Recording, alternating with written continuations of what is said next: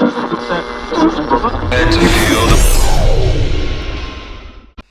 2 is in the books for the Hobart Chargers, and what could have been with Matty Garrick's three-pointer as they lose on the buzzer by a point. Meanwhile, for the men, it was a badly needed win against a very tough opponent in the Miners. Hello everyone, welcome to our preview show for Week 3. Ron Riggs, Justin Bryan alongside you here, and let's have a look at the results for you, JB. Let's kick it straight off with the women, and it was a 62-61 win to Ballarat, and of course Matty Garrick had a shot to win it at the buzzer, but unfortunately front iron and it went out. But she top scored with 19 points and had 10 rebounds, so a good double-double there for Matty Garrick. Ellie Collins chipped in with 16 and 15 rebounds. Massive well. double-double there for Ellie. Massive. And Taylor Roberts with 16 and 9 as well. Meanwhile, for Ballarat, Alicia Froling had 10. Casey Burton, who hit the game winner down the other end, JB, she had 13. And 7 points to the 300-game veteran Rinaldi. Collins, who on the other side, had 13 and win with 8 as well. So a nice rounded scorecard there for Ballarat. Notably, another 20-point performance by Froling down here at the Kingross Sports Centre as well. 20 rebounds to Alicia Froling, a monster on the glass. A double-double. So it was rebounds galore on Friday night, JB. So let's get some post-game reaction now from Mark Nash and Ellie Collins. It was a really fantastic contest and certainly a big step forward from last week. We always knew game one was going to be challenging just around player availability or those that were on the sidelines. We changed a few things up to lead into the game this week as well, and I thought the energy the group brought was excellent.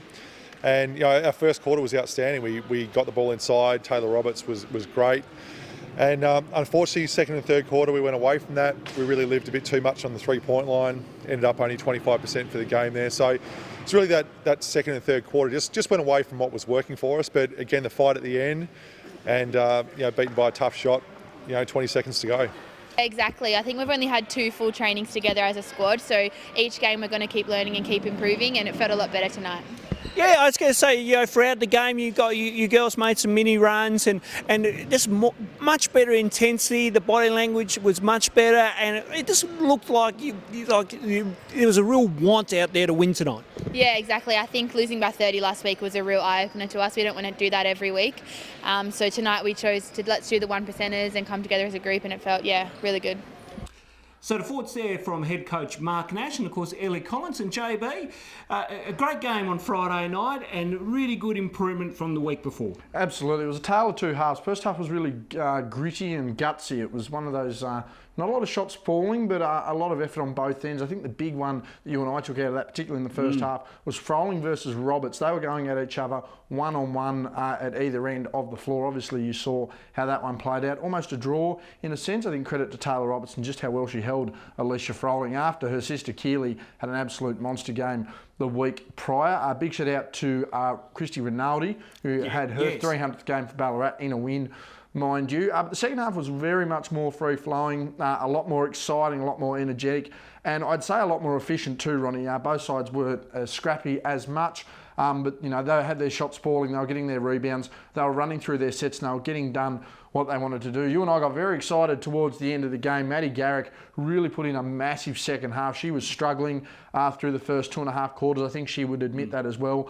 Major foul trouble as well, but she came out and showed the class player that she is and why she is a potential Olympian this year. Full credit though to Casey Burton. Got that long rebound, 15-footer, knocked it down. And I thought Matty Garrick was going to be a chance to knock that shot down. Jacob Dool, who helped us with courtside reporting. Thank you again, Jacob. You'll have him obviously with us for the rest of the year as well. He thought it was good. We thought it was good. The crowd thought it was good. Wasn't to be, obviously. Front iron bounced out, couldn't get the win there. And probably a little scrambled too, Hobart. I think it was more, not a you take it, but you take it, but you take it. But we had a lot of good perimeter shooters out on the floor. I know Beck Abel had been shooting very well as well, so she could have been a potential decoy on that. But of course, Matty Garrick, with the form she was in, it was up to her. No one else was going to take that shot. She will put her hand up and say she's, the leader on the floor when she's there. She wanted to take that shot. Didn't drop, but, we spoke to Mark Nash recording Wednesday. Yes. Obviously not, thrilled about being 0-2, but not panic stations. He understands the battle that the team has been through and understands the boost that they're going to have going into this week on the road against Melbourne and Kilsyth. Let's preview that road trip now. Of course, Kilsyth Saturday night and then Melbourne on Sunday afternoon. JB, what are your thoughts going into this road trip for the women? Yes, well, Melbourne, I do believe, Ronnie, they're above us, and Kilsyth also above us. One of those teams sitting in the top 8 as well.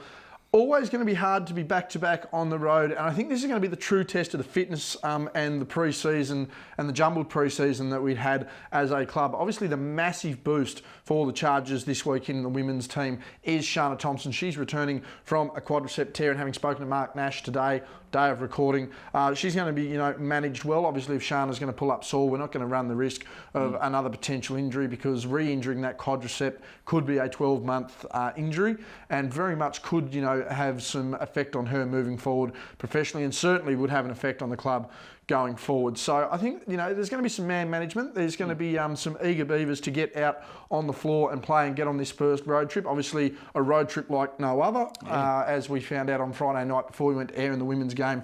Perth and the Peel area going into their 3-day lockdown. Dean Anglin was actually with us. A shout out to Dean if you're watching. He was there trying to coordinate the entire NBL 1 West competition to try and get that all sorted and worked out. And the club has been no different. We're looking at going on a road trip. We needed our COVID passes, everything to get into the state. But there is obviously the wariness that, we could very well go to Melbourne and there could be, ramifications coming back. So I think the team's going to be as precautious as they can. Health and safety protocols, number one, first and foremost. Health and safety of the players during and after the games, first and foremost. So I think it's going to be a real test. It's going to be the most unique road trip in the history of the Hobart Chargers. And it'll be interesting to see how they go. How they come out of it, I don't know. I really think that 1 and 2 is certainly something Mark Nash would be looking at. 2 and 0 obviously is the goal. Yes. But I think 1 and 1 splitting these games would be a real testament to the players. Maddie Garrick obviously still with the team as well. She'll be joining them over in Melbourne. I really think 1 and 2 is an achievable task here, Ronnie, no doubt about it. Absolutely, and it's been more than 1,000 days since the team has hit the road as well too, JB. Yeah, and as I said, a lot has changed in those 1,000 days. To go on a road trip last time, you select your 9 players, you grab your coaching staff, you jump on a flight, you head over, you come back Saturday night, or you come back Sunday whenever the games are played, and you're back on the training court Monday. Well, we're in a position now where obviously that's all going to happen, but there's so much protocol that has to be followed, and there is that that massive cloud hanging over the potential of how is this going to affect travel? Is there going to be disruptions, X, Y, Z? So all of that is obviously in the back of the players' minds, obviously in the back of the team's minds as well. But this is a strong group with some solid veteran experience, even despite some of their youth at times as well. It'll be an eye-opener for some of our young kids. Zoe Banks, who played really well and got some good minutes. A very big introduction to her first minutes on the floor. Alicia Froling deciding to put her first shot into the second row of, I believe it was almost the Salters Highers box. Yes. That was sitting there on the baseline. But,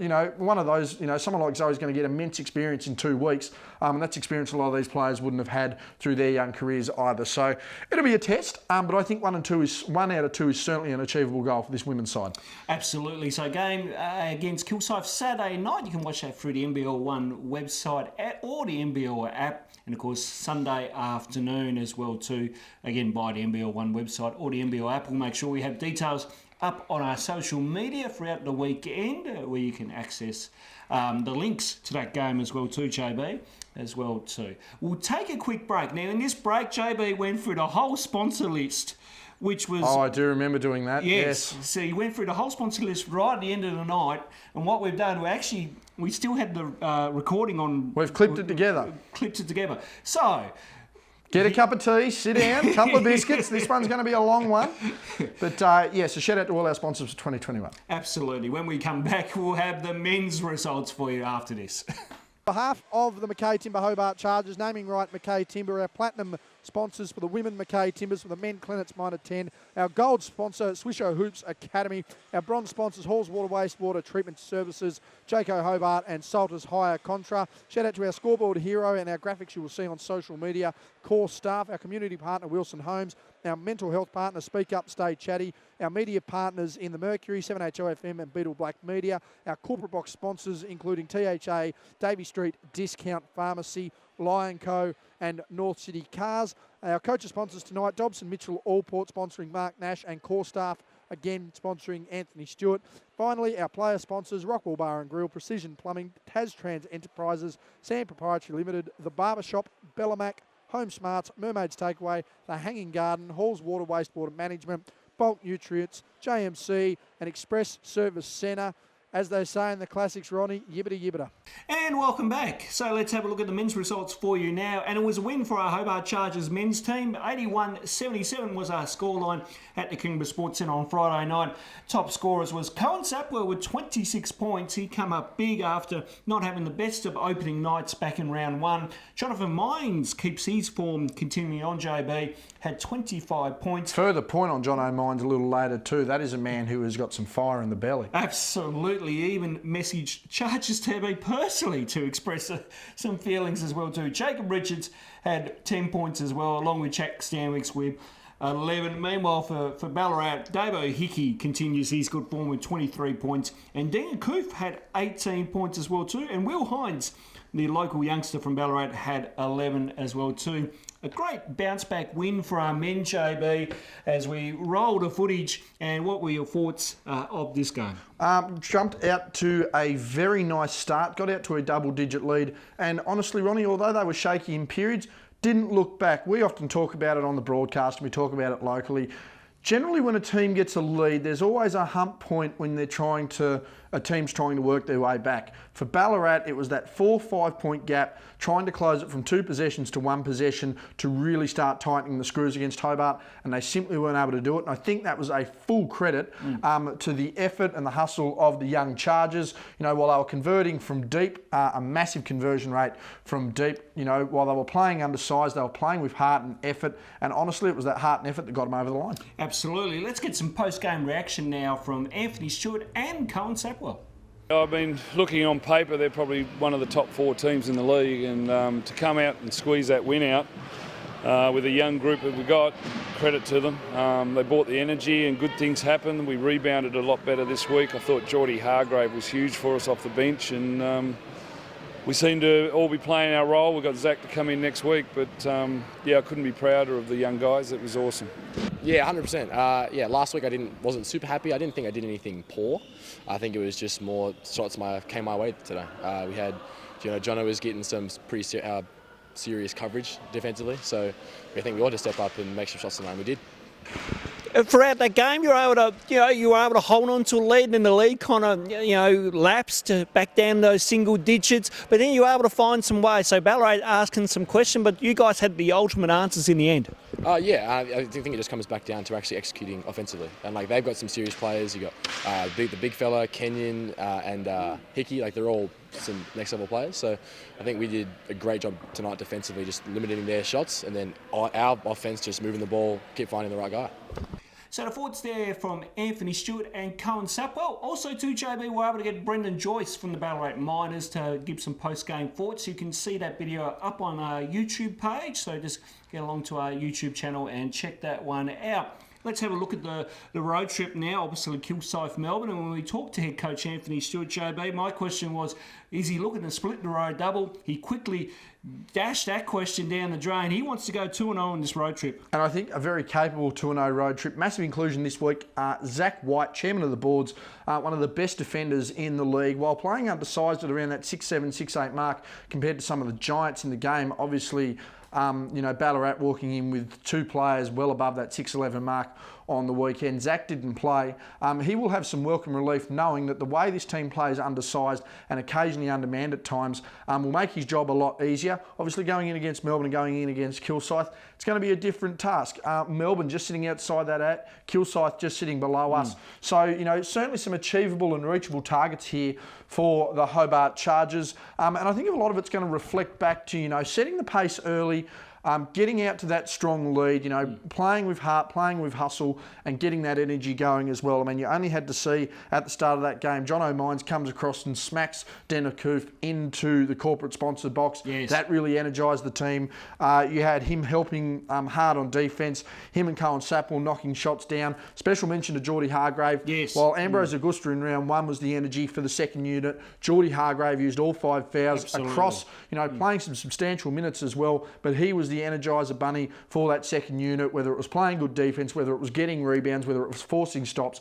Geordie played really well. There aren't many people I can say have scored 0 points in a game and had a really good game. Absolutely. Geordie was one of those guys. So, they're going to be expecting that same energy from Jonathon Mines with the help defence. They're going to expect Cohen Satwell to be bringing that energy and that shooting prowess. They're going to expect the energy off the bench because, as we know, as the Thunder showed on the road in round one, your sixth man is key to the energy on the bench, and they're going to need that energy. Back-to-backs are something that Tassie teams really are some of the only teams generally you will find play the most back-to-backs. Every second week we're on the road, pretty much a back-to-back, so that energy is going to need to be there. Of course, the inclusion of Zach White's going to be massive. And again, I think he's going to come in with peace of mind knowing what's going on there. Jack Stanwicks now has some game fitness under his belt. There's a lot of factors that are going, right for Hobart right now. Massive win over a projected top 4 team. Going on the road, knowing that they can keep with Kilsyth and they have a chance of beating them. They can keep with Melbourne and have a chance of beating them. For a side that probably would have been very happy with 1 win after 4 games, we're now looking at a team that could very well be 3-1 after 4 games and really put the league on notice. Absolutely. And let's have a look at the ladders after 2 rounds. So let's put up the women's ladder for you now. Right now, Frankston up on top there, JB, and then it's a little bit of a logjam after that. Obviously, very early stages, of course, but we fought after 2 rounds. Let's show the ladder. And, of course, Hobart just down the bottom there at 0-2, but we expect Hobart to get some wins on the board and climb up that ladder as we go along. Absolutely. We're expecting, as I said, I think Mark Nash would be very happy to suggest that there will be at least 1 victory on this road trip. Same mentality as Coach Stewart. We want to be 2-0, but Mark's not at panic stations, knowing the off-season they had plenty of progression to come for the women. And let's have a look at the men's ladder. It is Nunawading up on top at the moment. Frankston in second there, and then we're a little bit further down the ladder there, but again, hoping to move up that ladder in this round, JB. Absolutely. Essentially sitting right smack bang in the middle of Melbourne and Kilsyth. 2 very winnable games. Zach White coming back in. The team's playing with a lot of heart, a lot of energy. No reason they can't go 2-0 and really have the league on notice at 3-1. All right, let's run this clip for you now. So good Jonathon Mines swatted this block from Dengakoof. Kenyon one-on-one with Sapwell here. Be an interesting matchup tonight. Ball down low to Akoof, working his way in. Rejected by Mines. Get that out of here to start us off in term number 1. Massive energy. Shout out to everyone down there in the Davey Street Discount Pharmacy box who nearly just had their head knocked off by a flying Spalding basketball. Good start, good energy from Hobart. All right, you've seen the clip, JB. It didn't make the top 10 players of the week. Jonathon Mines is absolutely livid that it didn't make it. What are your thoughts about it? It was the tone setter of the game. It was probably the biggest block of the game. Again, I mentioned about it setting the tone for the team. It set the tone for the energy that Jono was going to bring to that game. A massive help defender. If that's not top 10, it's going to take a very, very impressive shot blocking ability from a guard of Jono's size and athleticism to make that top 10. Chargers fans, you can let us know what you think about it. We know what we think about Absolutely. it. Definitely a top 10 play. But one thing I will just say regarding the NBL 1 top 10 players at the moment, if you consider the fact that Hobart's only played 2 rounds, I would be very surprised to see what the percentage of top 10 players to our team versus the rest of the entire NBL 1 is, because these top 10 players aren't just NBL 1 South top 10 players or NBL 1 Central or NBL 1 North, etc.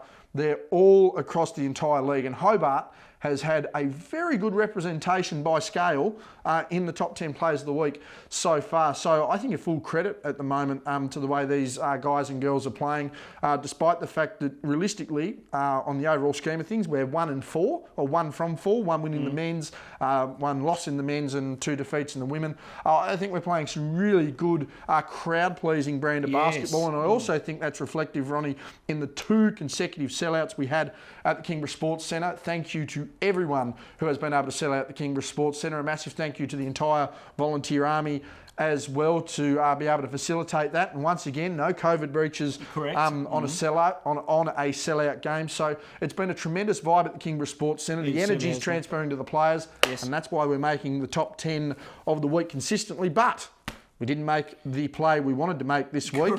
And I will imagine Jonathon Mines will come out with a real sense of purpose. Not necessarily looking for the highlight, but just to show, I was worth it. I'm going to show you I'm worth it this week. Absolutely. He's got 2 games to do it this weekend too. He certainly does. So hopefully he can get a mention in there. Now to be fair, I mean we don't want to entirely rip the whole thing here. Oh, absolutely not. The NBL 1 media team have a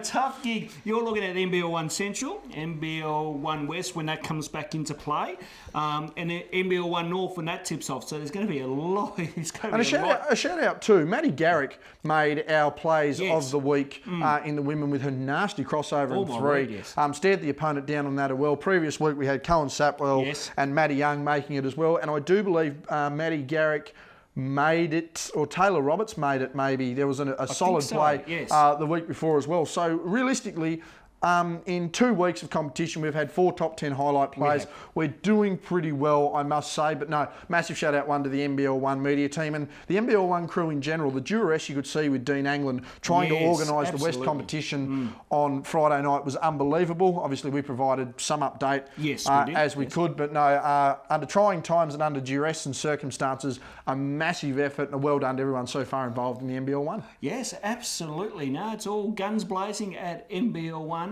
And it's all guns blazing here at the Hobart Chargers too, Rob. That too, as well too, JB. All right, let's plug our socials here. You can follow the Hobart Chargers, or you can give us a like on Facebook. You can follow us on Twitter. You can follow us on Instagram, and you can subscribe to our YouTube channel. So don't forget to keep up to date with all the goings on here at the Hobart Chargers. And you can follow the NBL 1 on all their socials as well too. A lot of highlights coming around from all the games, so make sure you check them out. Now you thanked the crowd a little bit already, but we'll do the proper kind of thank you. So thank you to everyone again for following the COVID restrictions and protocols that are in place at the moment. Our first 2 home games are out of the way and done with, JB, and well done to everyone for complying, and great to see sellout crowds. Absolutely, back-to-back sellout crowds, and honestly I don't know whether there is much more we have to do to try and get butts in seats down at the Kingborough Sports Centre. Honestly, Ronnie, I think the best way to put it, that minimal advertising has seen maximum results. Yes. Even under duress and even under restrictions, we're slowly getting to that point where we're at an absolute full capacity. But a full shout out to our crowds too. Generally, you will find, and this isn't a dig, this just happens, that our women's game isn't as heavily attended as our men's game. But I've been finding at the halftime that both of our women's games so far almost at capacity. The crowd's really there, really enjoying it, really having fun, stamping their feet, joining the stampede, so to speak. And it's been an awesome atmosphere. As I mentioned when we were on commentary, Ronnie, that energy really radiates off the crowd in the court back up to us, way up there in the gods. It's been so much fun calling the game. I've had a couple of people send through different commentary snippets that we've had with the energy we're bringing to the crowd. And a couple other people that know us really loving and enjoying the coverage as well. But no, a big thank you to the crowd, a big thank you to the support, and thank you to everyone who's really complying and going by the rules. Obviously a different time. We touched on that a tremendous amount with the road trip coming up. But yeah, a massive thank you to everyone involved, everyone who's attending, everyone who's enjoying the games, everyone who's enjoying the social content. Everyone who's supporting the club so far. It's been a massive 2 rounds so far, and we've really set a good pace and foundation for the rest of the season to come. Oh, absolutely, we have, JB. So looking forward to next Friday night when, of course, we have Eltham for round 4, and that will be Pink Round. Now, we'll touch on Pink Round in next week's show. Yes. As well too. So, but for round 3, they're on the road to Kilsyth and Melbourne. So, our tip-off times at Kilsyth will be 6 o'clock and 8 o'clock. You can catch that again on the NBL 1 website or the NBL app. We'll be making sure that we'll be posting the links to our social media, so then it's an easier way for you to access it. And then Sunday, it is Sunday afternoon, 12:30 and 2:30 down at Melbourne against the Tigers there. And again, NBL 1 website or the NBL app. But we'll be right over throughout the weekend, JB, on our social media, making sure we plug the links just before, an hour or two before the games, and go from there, and hopefully we can get 2 wins for both teams on the road this weekend. Yes, absolutely. It's going to be a massive road trip. As I said, a road trip like no other. For some of these girls, it will be, just another road trip. For some people who have travelled, they'll understand the restrictions and the passes going on. But as I mentioned, we've got some people in our teams who have never travelled interstate with the team to play. So, not only is it their first road trip, but it's going to be probably the most unique road trip they go on as well. Obviously, things in the back of the mind of player health and safety, coach health and safety, team management health and safety. And shout out to a few of our Chargers followers on the mainland who will no doubt be there trying to get some support in and trying to help out where they can. But yeah, it's going to be big. It's going to be massive. I think this is going to be a big culture, not a culture shock, but a real culture building trip for the team. I think it's going to be a big camaraderie building trip for the team. And I think it's going to be a real test of character. At this point, we've got their women's team 2-0, could have been 1-1. They're going on the road wanting to get 2 wins. Anthony Stewart set the bar, set the precedent. Yes. We want 2-0 to be 3-1 and have the league on notice. This is a massive trip so early in the season. It's going to be character building, but it's going to be a lot of fun, and I can't wait. Absolutely looking forward to watching the games on Saturday and Sunday. Right, we're going to leave you with an interview that we did a day out before the first home game. This was with Jonathon Mines. Now, this is all to do with the Speak Up Stay Chatty partnership that the Chargers have forged with JB. Now, mental health round is coming up later on in the season, and we're hoping... Round 9, I do believe. Yes, round 9, and we're hoping that we'll be able to get Mitch McPherson to come into the studio here and have a bit of a chat about the mental health round and what Speak Up and Stay Chatty are doing. But we thought to end the show this week, we'll air the interview where Jono speaks about the mental health and that side of things and the support networks that you need and that type of thing, JB. So, as always, it's important to have a really, good support network around you. And, of course, mental health is huge these days with all the circumstances around the globe. Absolutely, and that's something Jono touched on, just the support that's required for people at the moment, in a time of need during the pandemic, where there's a lot of isolation, and stuck in your own thoughts. And yeah, it's certainly very key, and it's something he touches on as well, that, while athletes, they need to be that mental spark and to be on the go, they also need that time that when they're in their downtime, they're not caught in their own thoughts, and that they're, able to, essentially, speak up and stay chatty. If you need to talk to someone, if you need to get support, that you can reach out and that help is there. And that's something Jono touches on. That's, it's something, after, Jono really had it explained to him and laid out and, was able to have a conversation about it. An initiative that Jono's really happy to be involved in. And it's a really good interview, so I encourage people to stay tuned, keep listening, and most importantly, if they are having some mental health struggles themselves, speak up, stay chatty, and get the support they need. Absolutely. So we'll play a short snippet for you now, and then, of course, the full interview is available up on the Chargers YouTube page. So on behalf of Justin Bryan, I'm Roll Riggs. We'll see you next week for our preview show. Mental health's extremely important, in everyday life, especially sport. The older I get, the more your mental health has to be on point. So it's almost like 80% mental the whole game. So you can be physically strong or your skills are on point, but mentally you have to be able to adjust on the fly. You miss shots, you see the ball not go in, how do you respond to the next possession? But myself, I've done a great job, I think so. Good support cast, and I know the importance of mental health as well.